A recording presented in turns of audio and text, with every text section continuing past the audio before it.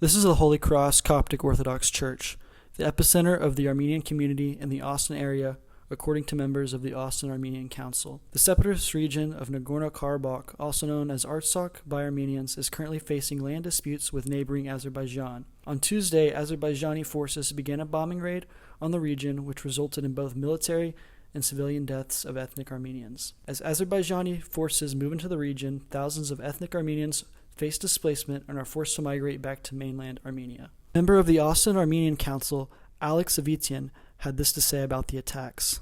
I think we're all obviously kind of horrified and concerned. But I think I speak for obviously the Austin-Armenian community, but also the diaspora large, right? There's a diaspora in pretty much every country in the world. So we're trying to kind of stay up to date, right? Get as much as information as possible. I think what we're really more concerned about and trying to get one word out about the situation and getting some international pressure. If you look at what are the definitions of a genocide, what are the definitions of an ethnic cleansing, you have a ethnic population. There are ethnic Armenians. There are also a religious minority. There are a Christian population, and they are being targeted exclusively based on those two criterias and effectively, slowly either starved through a blockade or exterminated. I don't know if there's another term for what's happening.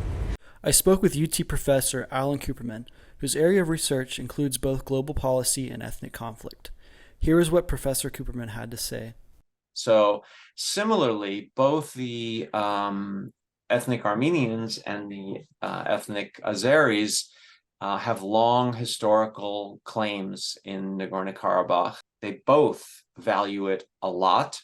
Not just for political sovereignty purposes, but for historical and cultural reasons. For a long time, the majority of the population has been ethnic Armenian. So ethnic cleansing is not a clearly defined term, either legally or in practice.